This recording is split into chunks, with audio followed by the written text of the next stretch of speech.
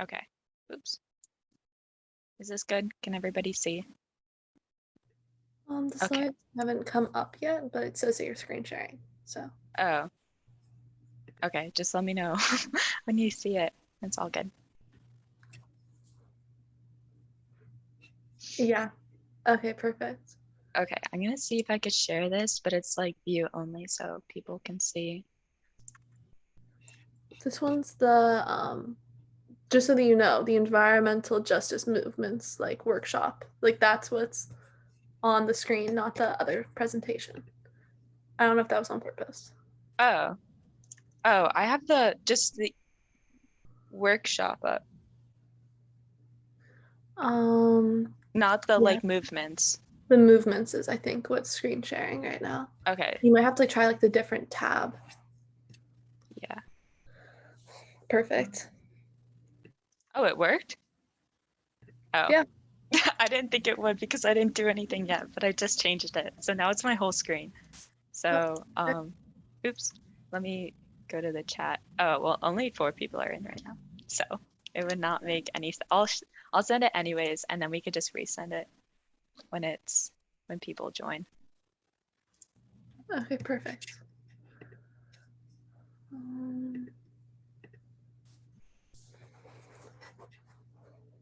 Yeah, I saw last night like the welcome party. We have a pretty deep, like pretty big sized group, but I'm not sure how many people were going to be attending like remotely like later after it was recorded. So, Yeah, that's true. because a few people like just in the thing itself were saying that they weren't going to be able to make it to the actual live one, but you say wait like 5 minutes and then see. Okay.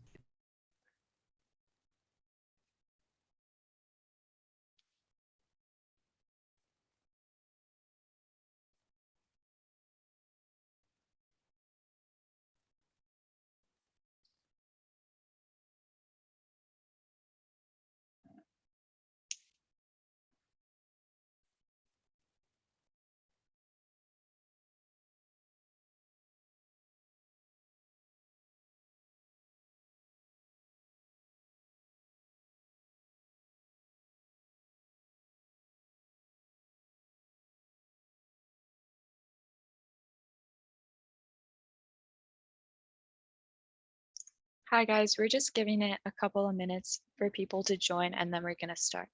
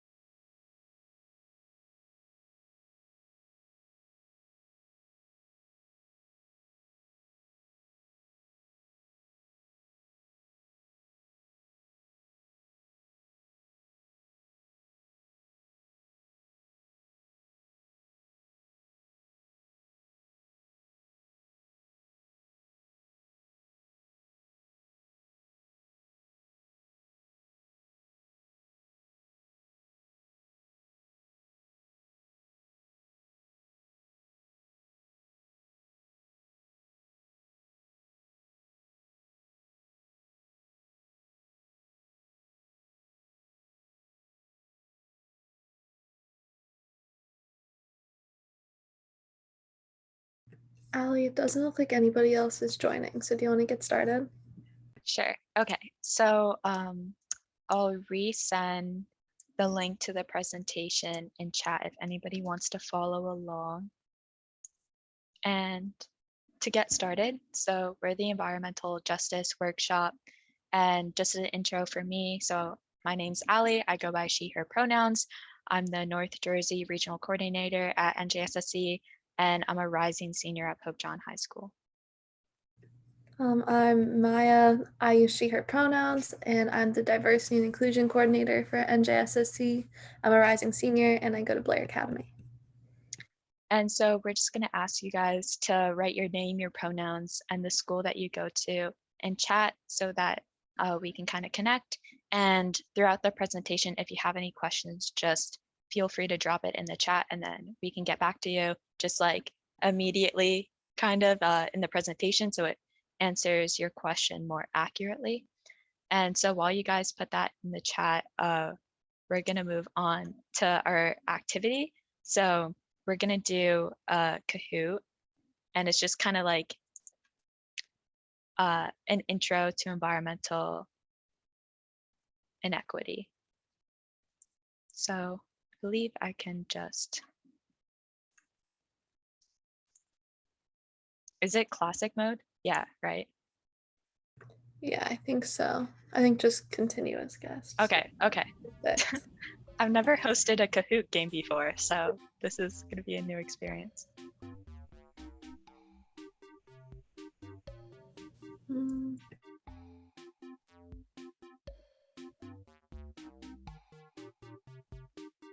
Can everybody see the game pin and stuff? Okay, good. I hope everybody else can.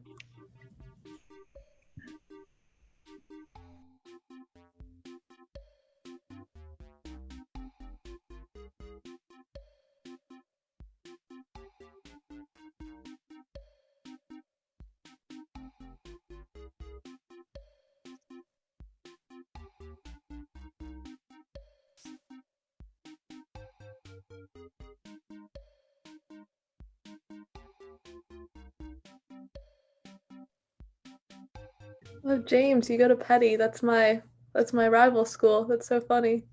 Ooh, there's gonna be some Yeah. competition.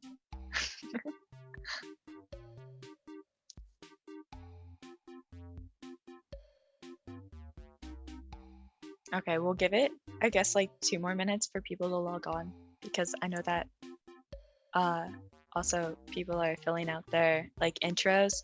So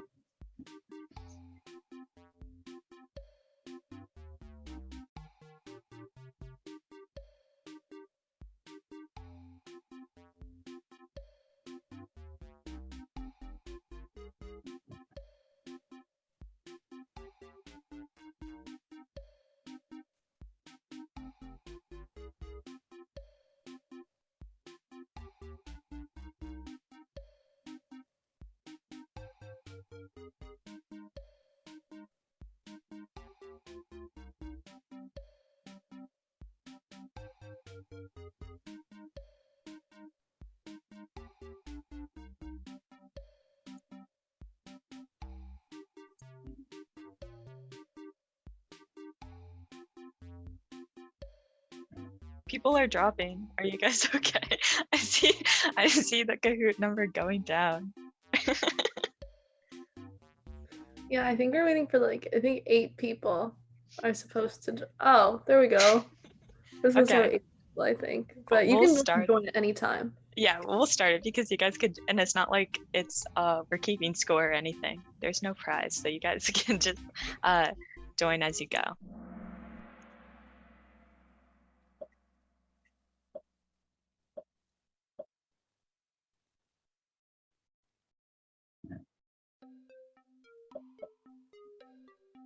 Hopefully everyone gets this one right. Yeah, I was thinking, okay, great job, guys. Yeah, that one's pretty self-explanatory, so I think we're good. James, oh my gosh, Maya's rivals in the lead. Feel.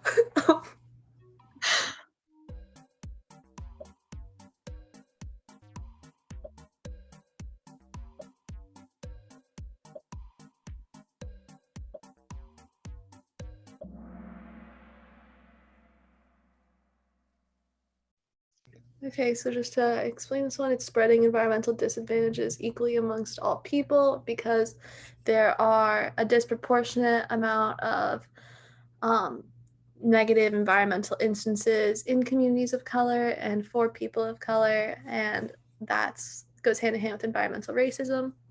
So that might be the next question, but okay.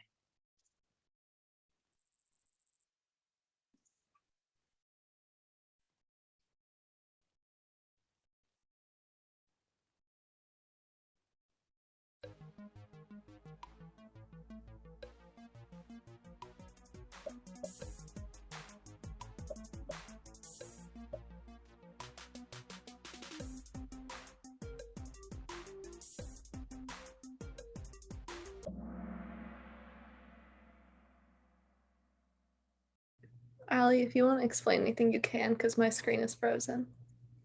Oh, well, this is like an intro, so you don't need to get these right, by the way, but we'll go into like detail of why race is the most like single determining factor or the most important factor in determining where toxic waste facilities are. So we'll get to that later in the presentation.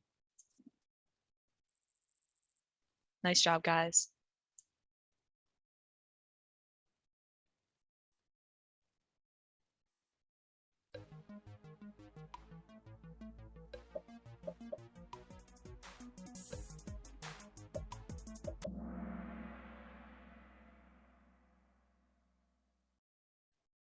And you'll find out later just how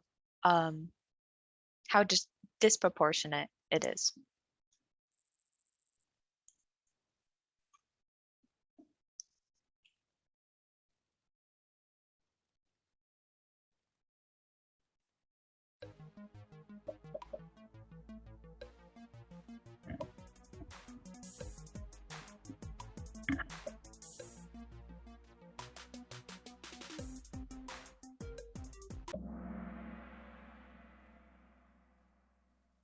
You guys are like slowly getting it, I think, because only one person got it wrong about how disproportionate it is.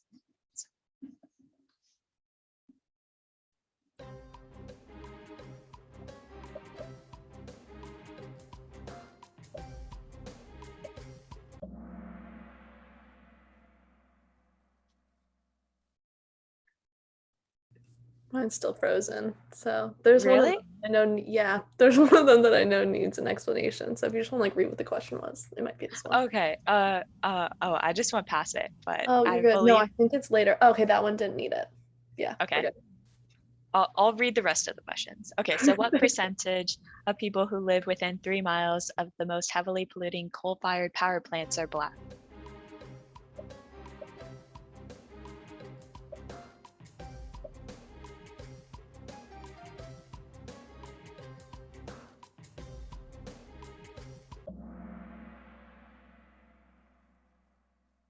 Oh, nobody got this one right. But it's okay. You'll get the next one, hopefully. Okay, so Black people experience 56% more pollution than their consumption generates.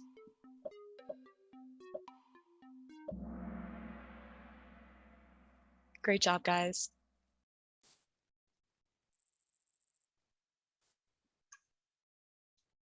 Black people are 2 times more likely to die due to particulate matter exposure than the overall population.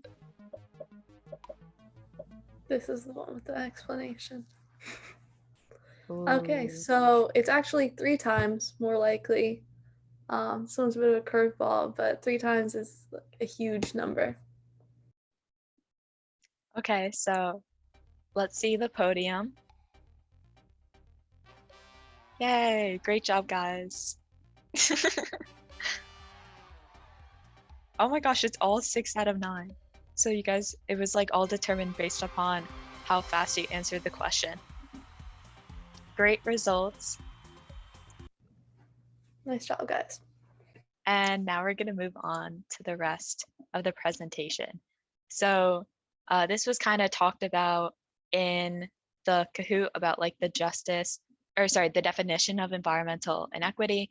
But so just to kind of set the foundation, the definition of environmental justice is the fair treatment and meaningful involvement of all people regardless of race, color, national origin, or income with respect to the development, implementation, and enforcement of environmental laws, regulations, and policies. And so that can all kind of just be summed down to no disproportionate share of negative environmental consequences. So just because someone's a different race or national origin or has a different income level than I do, they're not experiencing like the more negative effect of climate change, let's say. Like they're not experiencing more pollution or something like that.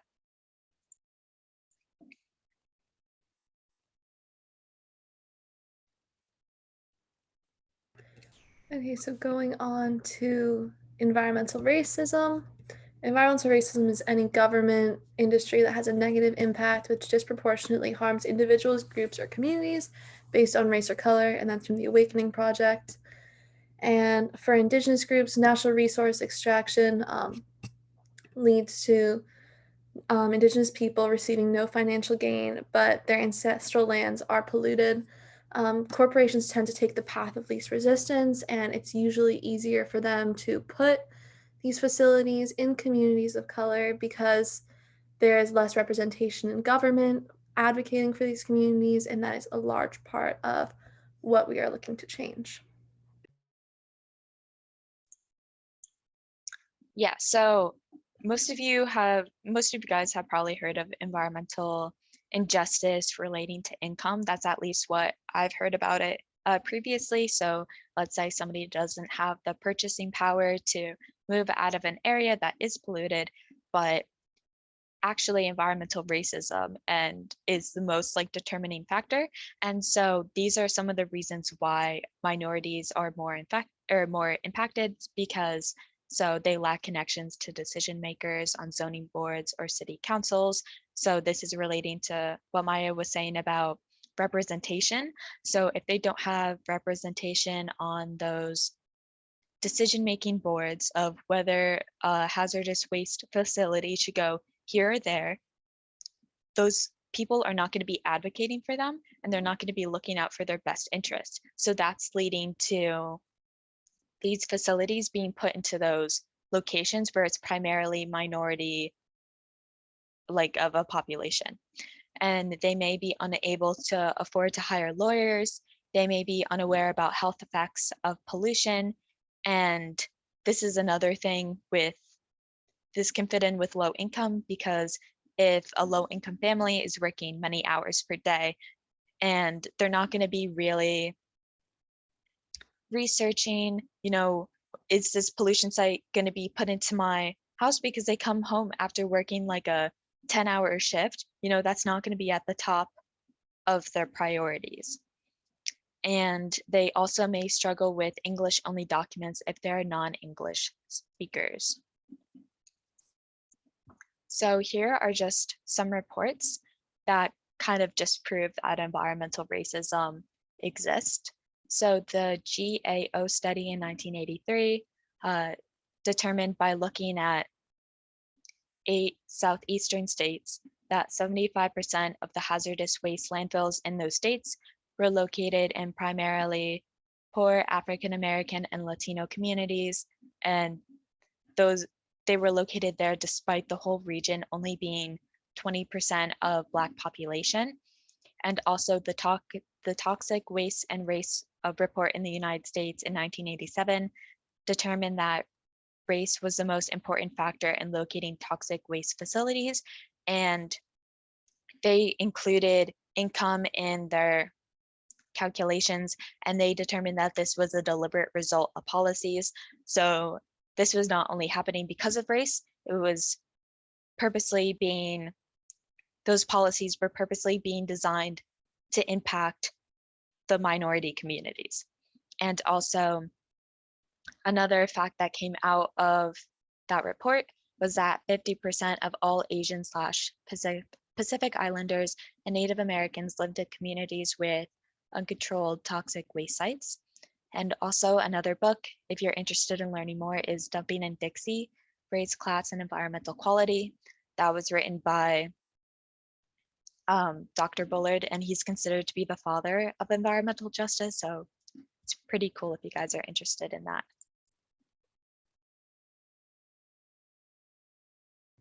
Okay, so here's a graph that might be helpful to just helping your understanding of it. So Hispanic Americans are exposed to 63% more pollution than they produce. Black Americans are exposed to 56% more. And white Americans are exposed to 17% less pollution than they produce. So they can put out much more pollution into the environment and they won't face the repercussions of it. It probably won't affect their lifestyle, but it will affect other groups that are already struggling with the effects of environmental injustice. So you might be thinking, well, how did these communities become more concentrated anyways if it's not based on income. So this is kind of going back in history in the 60s. So this is called redlining, and we'll explain the process if you're not familiar. But so this is kind of, this graphic is like what actually happened. This is an example of a true story. So a white man wanted to build in a neighborhood next to a black neighborhood, and the banker basically said that it's too close to this unharmonious group, which basically means there's a black neighborhood nearby, you can't build here. And so the man built a 6 feet wall in between the two neighborhoods, and the banker approved the loan so that he could build here. And so this is forming like a separation between the two neighborhoods. And although it's not like necessarily like, oh, black people are inferior, it's not like that level of straightforward racism. It's kind of a covert form of racism. So this is the hypothetical part. So, but it probably happened. So a black family came along and said, can we get a loan for this neighborhood? Because as it developed, and this man built more here, there was going to be more economic opportunities, and there was going to be a more infrastructure put into place because of course he's building here. And so this turns into a wealthy neighborhood. And the banker does not approve the loan for the black family, but he'll approve it over here. And so that's forming that racism that's more implicit, and it's not directly said by the banker. But so this happened, and that's called redlining. So when you think about environmental injustice, when they need to put a landfill in this area, where are they going to put it? They're not going to put it where all the wealth is, where all the economic activity is, and where all of the, maybe the politicians, maybe they have a bunch of constituents in this area and they're not going to want to put the landfill here, but they're going to want to put it in the black neighborhood. And so that's creating the environmental injustice. So this is also going back in history. So the beginning of the environmental justice movement began in Warren County, North Carolina in 1982. And so it was the first protest that was led by like a minority group, and that really gained like national attention. And so it was a protest against a hazardous waste landfill, and it was all against PCB, contaminated soil, which is carcinogenic, and it has chlorinated hydrocarbons, which is a molecule which is more commonly known for being in DDT, the chemical that has like really disastrous effects on the ecosystem. So as you can see here in these photos, people are protesting, and despite all of this, the protest eventually lost the fight, and the landfill was put into place. But it sparked nonviolent street protests, and it was 6 weeks of marches, and more than 500 people ended up being arrested. So, sorry, my screen. Okay, there we go. So this is from a protest from the Passaic Valley Sewerage Commission, and this was very recent. They had plans to build a major new fracked gas power plant in Newark, and this would be the third major power plant sited in a community of color that is already struggling from the toxic impact of a massive trash incinerator, an airport, and a disproportionate number of diesel truck emissions, and more. This power plant would pump greenhouse gases into the atmosphere and exacerbate the strength and frequency of storms like Sandy, which caused the treatment plant to spew 840 million gallons of raw sewage into Newark Bay and surrounding waterways when power was disrupted. They say it goes both against Governor Murphy's clean power initiatives and his calls for environmental justice. And we really do want more politicians backing environmental justice movements with action. And the goal of building fewer polluting facilities in communities of color. This plant could emit as much as 8 tons of carbon monoxide, 3.5 tons of nitrogen oxide, 4.6 tons of particulate matter, and other substances that would negatively affect air quality in nearby communities, such as the Ironbound. Newark and the surrounding area are already struggling from high levels of childhood asthma, disproportionately from surrounding white communities. So, after this march and after a lot of protests, NJSSC was at the board meeting. They pushed back and said that they were going to temporarily pause building this and that they were going to reconsider building it at all because they realized that it could be inequitable. And then a few months went by and they decided to continue regardless from pushback from environmental justice movements.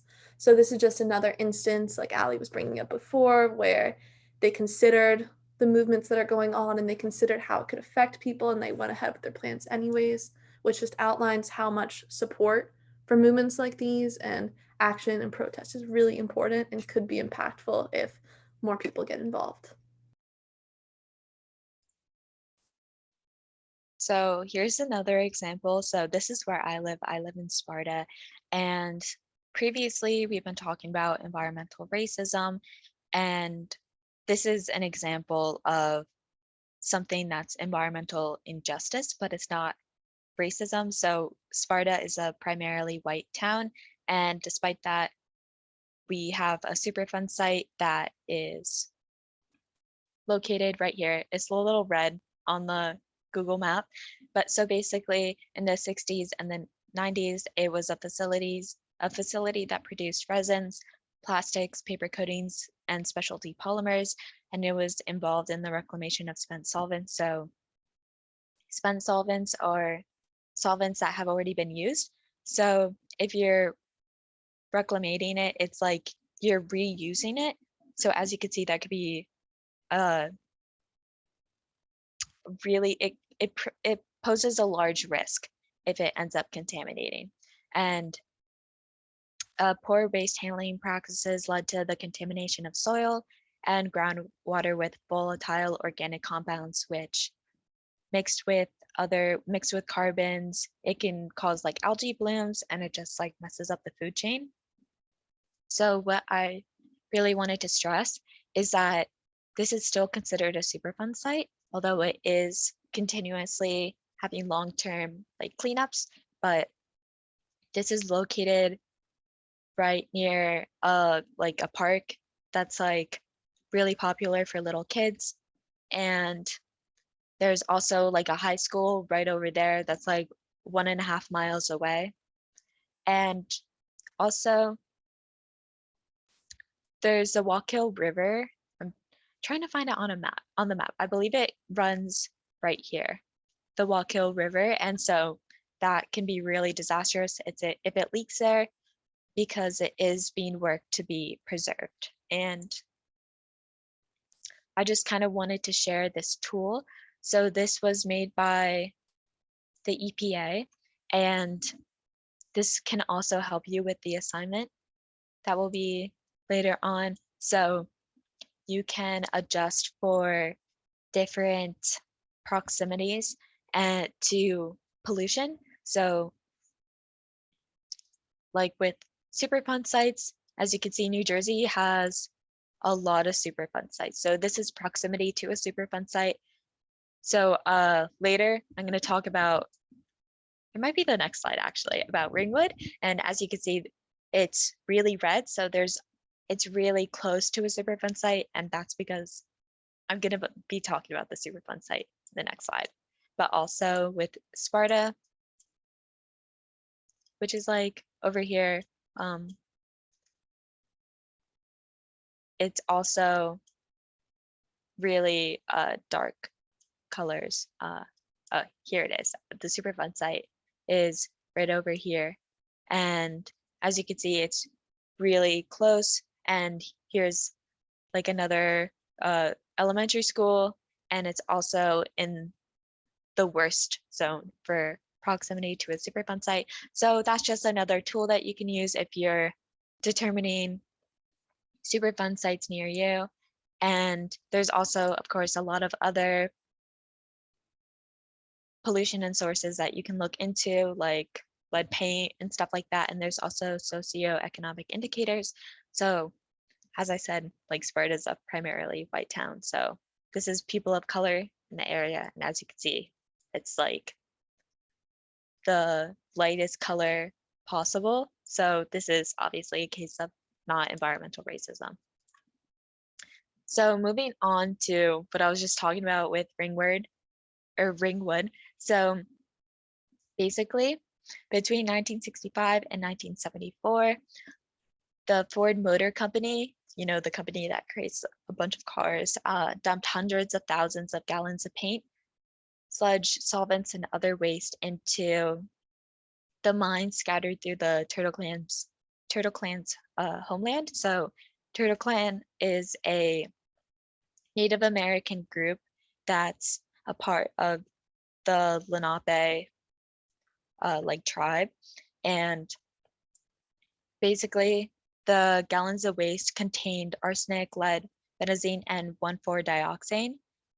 So we kind of heard of like the harmful effects of arsenic and lead, but I just kind of want to specifically call on 1,4-dioxane.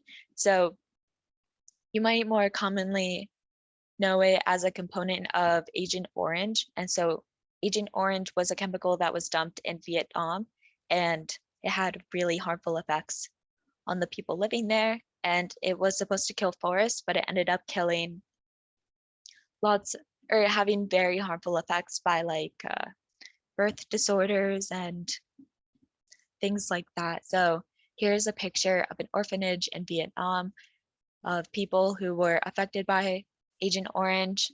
And it's just showing like the capabilities of what this chemical has to do with, or what the chemical can do when mixed with other compounds. So like this young boy is missing eyes. This young boy is also, he has like a leg deformity. And as you can see, there's a lot of people that are facing a lot of harmful effects because of Agent Orange. So just dealing with 1,4-dioxane though, short-term symptoms include like dizziness, drowsiness, headaches, irritation, but the long-term effects include damage to the liver and kidneys, development of tumors, and liver and nasal cancer. And Van Duck Lane is known as Cancer Row.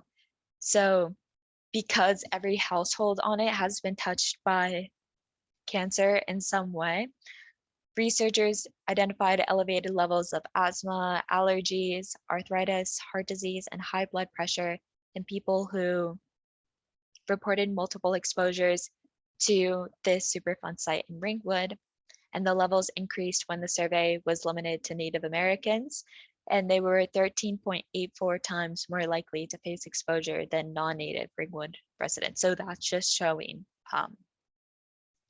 the disproportionate effect, because Native Americans, like 13.84 times is a really big number, considering just if they're living in the same area. So previously, they removed some of the contamination because like the Turtle Clan, they sued Ford, and then they discovered more contamination. So before it was taken off of the Superfund site, and it's the only Superfund site to be relisted, which I thought was really interesting. And New Jersey Department of Environmental Protection has recently just relisted, I believe it was like last Thursday or like 2 Thursdays ago, as like sued Ford again, or is in like the process of, and they want Ford to pay for the cost of cleaning up the land, but also for the harmless pollution caused to the community. And so, of course, that poses a really big number for what Ford has to pay, because if you're considering just what contamination is, that's going to be expensive in its own right. But then you go on to its effects, and especially dealing with cancer, it's a very expensive disease to try to remedy. So that could be very expensive for Ford. And also the Turtle Clan wanted the Upper Ringwood residents to be permanently relocated, which they estimated to be like $50 million in their cost. So that's adding on to everything. Ford really created this huge issue, and this could have all been avoided by not causing the contamination in the first place. So I just want to stress that this contamination leads to bigger problems in the future, not only with health, but if you're looking at it from a company's perspective, this would be astronomically more expensive than just implementing the correct processes and the correct awareness and restrictions in this waste dumping in the first place. If they set up the proper disposal facility, then it would have been a lot more or a lot less expensive. And so now regarding government intervention, so starting with Executive Order 12898 in 1992 by Bill Clinton. So it directed the federal government to make environmental justice a part of the federal decision-making process. And although this was a huge step, the General Accounting Office and 2 reports from the EPA's Inspector General said, you know what, this basically didn't do anything. So it was an order, although it was promising, it didn't really return with the benefits. And George W. Bush made the environmental justice EPA like division for all people instead of just like minority groups. And so this kind of diluted the problem, because let's say you're a politician and although you know community A is facing a lot more effects of climate change and they're facing a lot more pollution, if community B is actually your constituents, you're gonna try to protect community B more, even though they're facing less of the disastrous effects. And here's like a link to more of a timeline, including like protests and stuff, but you guys can look at that later. Okay, so this is the Green Amendment, and we want to make really clear that this should not be confused with the Equal Rights Amendment. But this would be a constitutional mandate recognizing a healthy environment as an inherent, indefeasible, generational legal right of all citizens.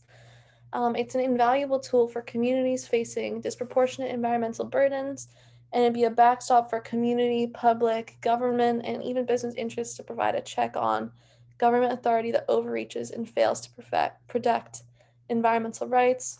So just putting this in the perspective of a lot of the examples that we've just shared, these would have been stopped at the root. It would have been able to cancel out a lot of the quick fixes that the government had tried to throw on top of it.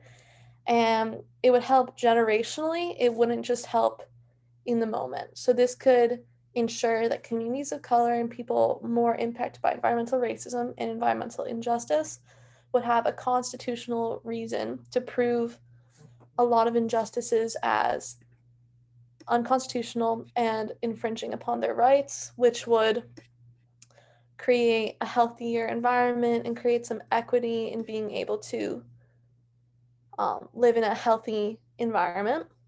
So if we go to the map on the next one. So this is a map. Just correct us if you know any of these states has the Green Amendment. Might be a outdated map, but we did some research and Allie noted that New York has since adopted the Green Amendment.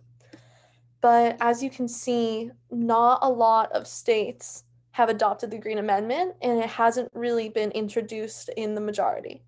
So some states like Montana, New York, and Pennsylvania have a constitutional and legal right to a clean environment, but in all of the other states, it's not possible. And a lot of these major corporations can keep putting sites, Superfund sites, waste dumps, all of these things in communities that can't handle the effects of it. So we would really, as a coalition, we've made a lot of efforts towards this. We have a team for the Green Amendment, and it's really important to our message. So just trying to push this through the states, trying to push it through bills is really, really important, especially in our state where it hasn't been adopted. So the next slide outlines the sacrifice zone.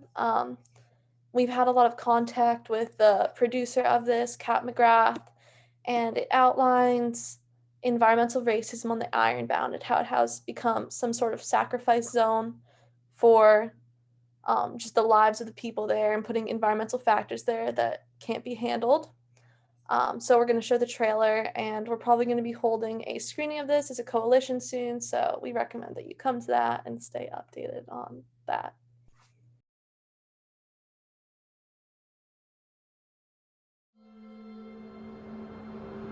Around our country, we're replete with examples of certain communities basically becoming warehouses for toxic facilities.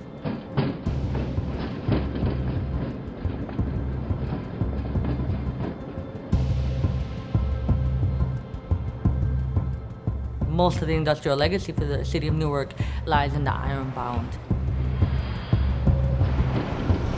There's just so many things in a concentrated area that's less than a mile from where all the residents are. You're not just breathing in one chemical at a time or one pollutant at a time. You're exposed to a barrage of pollutants. We're the ones that live with the impacts of mass consumption. People think you need a hurricane to do this. We don't. We just need a day full of rain. And not everyone lives this way. We're seeing incidents of high levels of congenital heart failure, of asthma, and children having learning disabilities. I can't call it anything else but a sacrifice zone. A zone that's been deemed these lives don't matter as much. We can't keep sitting back and letting generations be affected by this. To create change, you can't let anybody take away your power or your community's power. Mighty, mighty, are you bound?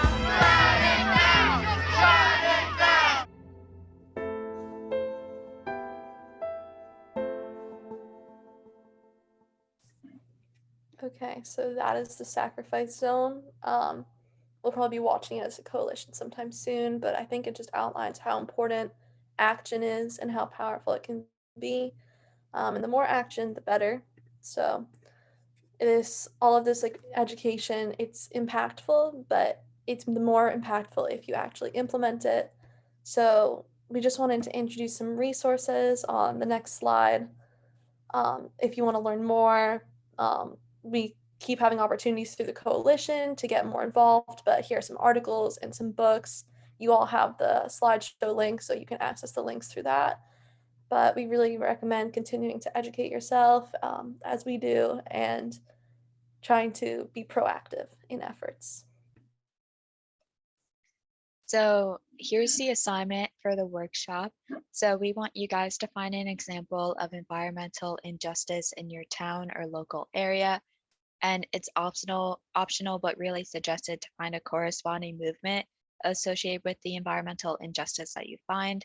So basically, to sum that up, research the problem and the movement and write a slide about your findings on the Google slide link. So I'll just explain this in a moment, but this is the Google slide and it's linked, but I'll also just put the link real quick in the chat.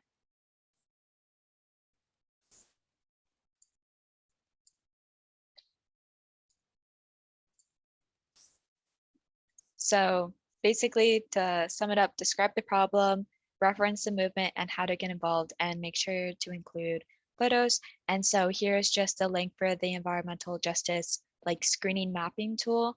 That's here, that was made by the EPA. So that is a great resource that I definitely recommend that you use. And I'll also put that in the chat if you guys aren't on the slideshow. But so basically to explain the slideshow, so we just want you to make, here's like an example slide. So this is what I was talking about with the Turtle Clan versus Board before. So just have a problem and a movement, and you guys don't worry about the table of contents. We'll do that later, but because it might get confusing. And after this, these are template slides. If you guys want to use something and like use their icons or something, then you can. We just wanted to leave it here. And also these are for premium members, so you can't like actually change the slides. But I thought if you like wanted to take the Earth and like screenshot it and like put it on your presentation, you can. So that's just another resource for you. And so I just loved it. So in case anybody wants to use it. And we're gonna eventually send this out to the coalition. So if anybody wants to get involved with environmental justice, then you can contact like the people in the table of contents. So regarding turning it in, just put your name on the slide somewhere and just like let us know when you're done. So we're gonna stay in the Zoom for like 20 or so minutes. And so this is supposed to also just be like a general overview of like the movement and the problem. Like don't feel like you need to go like too in depth because that will take longer. But just like let us know when you're done and we'll like check over the slide. So that's how you'll complete it. And also, if you guys want to work together, it's easy to split up since it's like a problem and a movement. And if you guys want to like find a movement that you or have a movement that you have in mind, or maybe like an injustice problem, then you can like type it into the chat or something and like connect with someone else. Somebody else can respond and be like, oh, I could do that with you. But does anybody have any more questions about the assignment or even the presentation?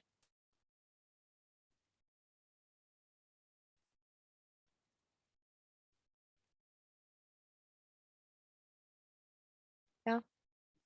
Okay. Just like let us know. You guys can unmute yourself or just type it into the chat regarding any questions. And we'll stay on here until like 12:40 or so. So you guys have enough time to do it. And let us know if you're like working hard and it takes longer. And then we can change it if it's taking too long.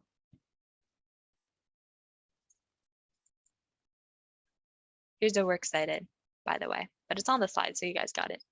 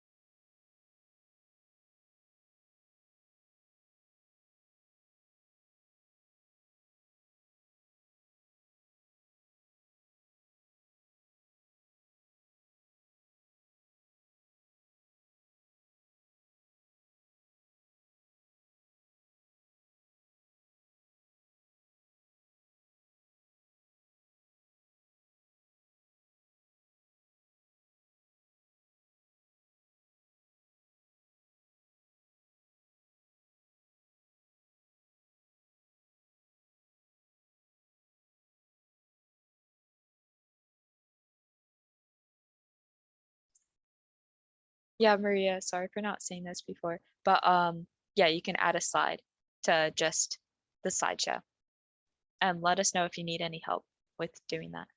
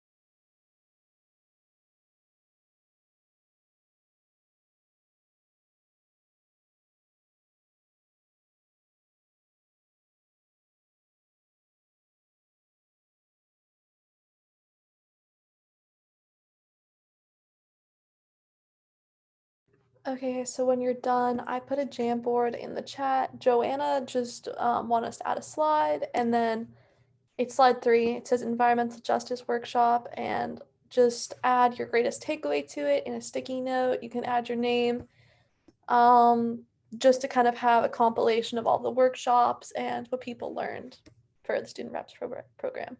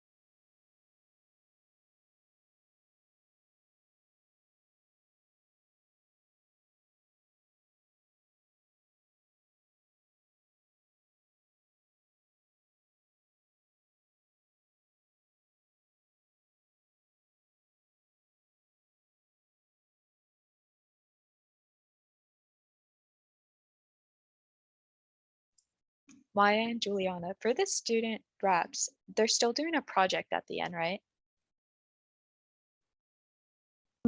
I think so. Because last year we had to do. They said Like a that whole- on the, sorry to cut you off. I'm sorry, I think they said that in the thing last night. Okay, because I know that they were like debating on it, but thanks, guys.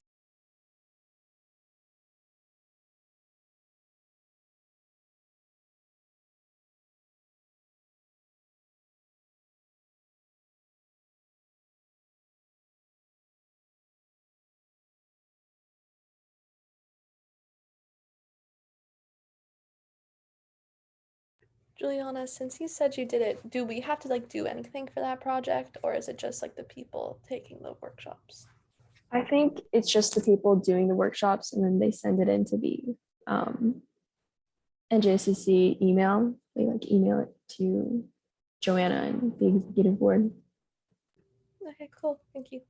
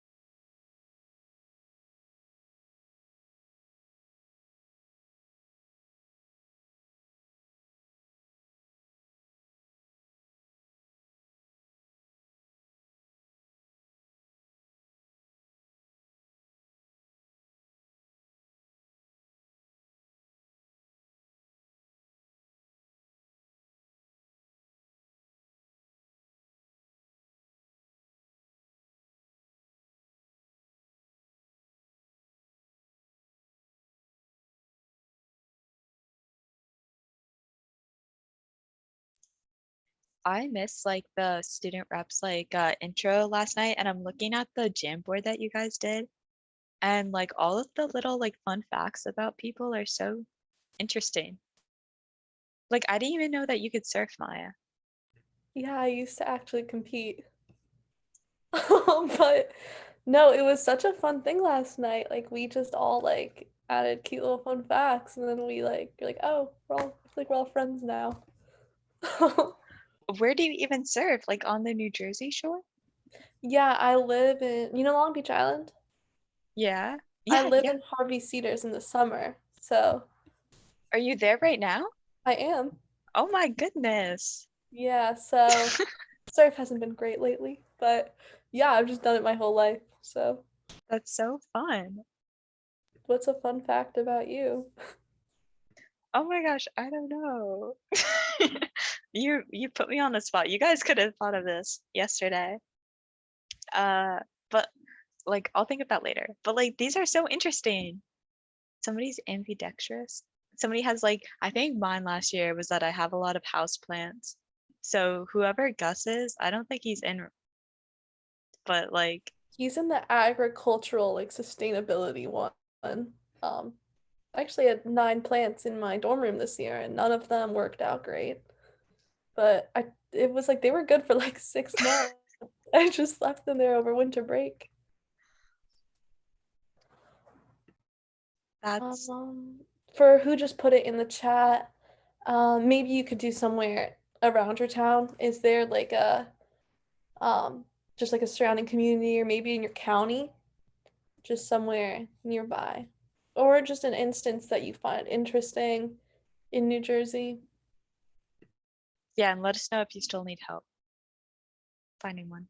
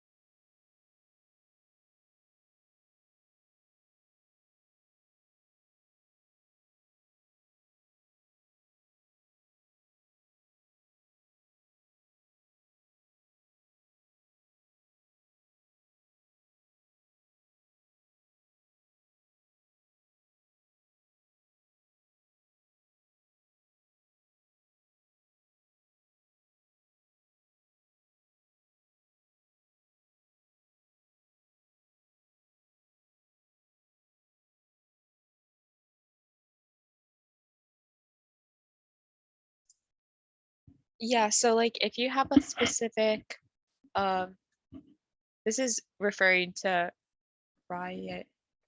I'm sorry. Anyways, so basically if it's like a specific instance, then yeah. We were looking for like a specific example. Okay, thanks, Ray. So let us know if there's any more questions. There was another question. I don't know if you Yeah. answered it. It was, do we only join the workshop that's related to the topic we signed up for in the Google form, or do we attend all of them? I think. You attend all of them, I believe. Okay. Yeah, there you go. I didn't do the program, so. Is anyone in the environmental injustice group? Is there one? I believe there is. There was a pretty big one that they shared last night. So here's to hoping. What a good topic. What a good team.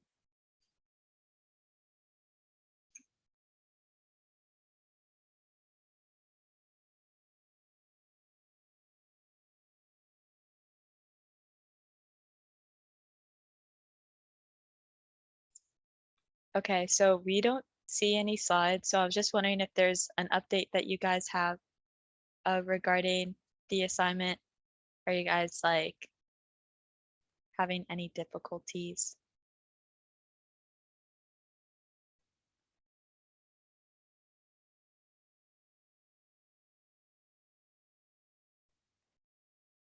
Let us know if there's any way we can help if you are.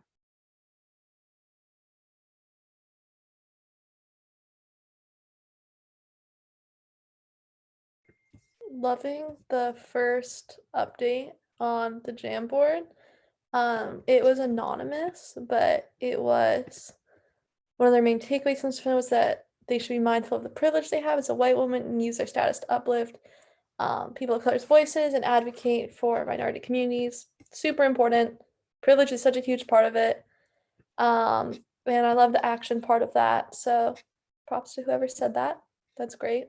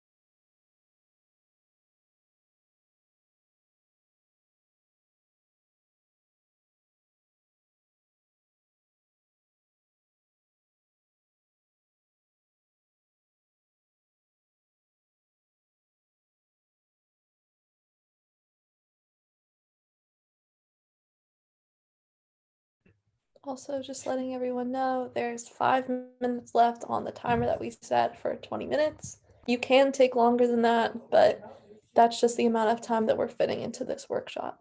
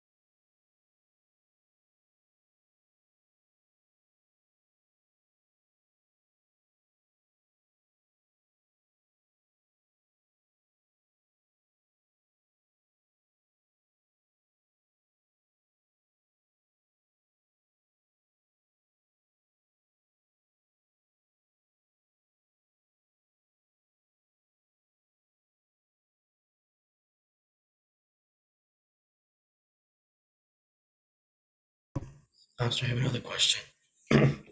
I'm sorry. Um, when we were going through the Google Slides and you came across slide number 12 about Governor Murphy, is that a power plant or is that a hold on. Are you talking about the Passaic Valley like Sewerage Commission? That one? Uh, whichever one was slide number 12. Yeah, it was. Was that about like a power plant or Yeah, like so it's a fracked gas power plant. We're all aware what like fracking is, right? So like that's really bad for the environment. It's a power plant, but just using really unsafe mechanisms of getting energy. So Thank you. And I just wanted to share something about fracking because somebody the other day was like, oh, fracking is like we've decreased fracking, which I don't even know if it's true, but they were like, and that's causing the gas prices to rise. I just wanted to say that that's not true because fracking is with natural gas. So that's like heating your home and stuff. That's different than the gasoline that's put into vehicles. Just so nobody thinks that because that would be really yeah, I'll second what you just said.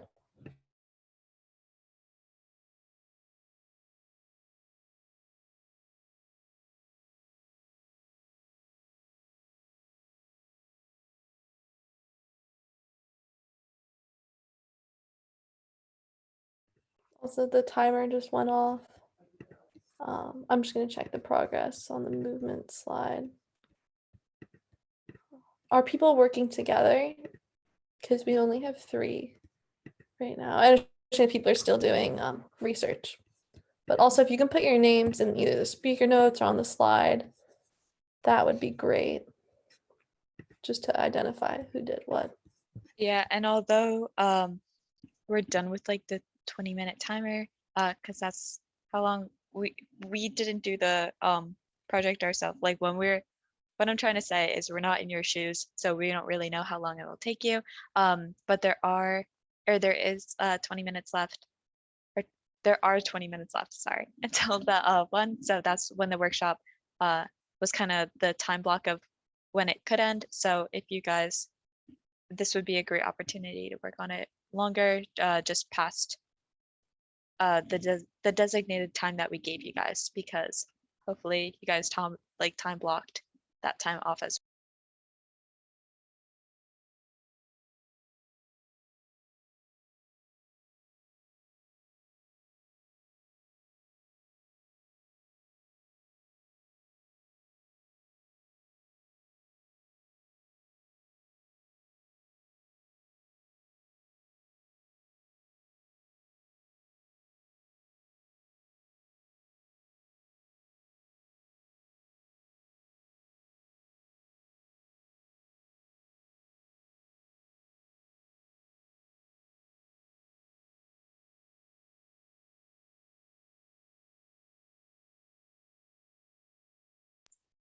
So since our timer went off, we're gonna end the Zoom now.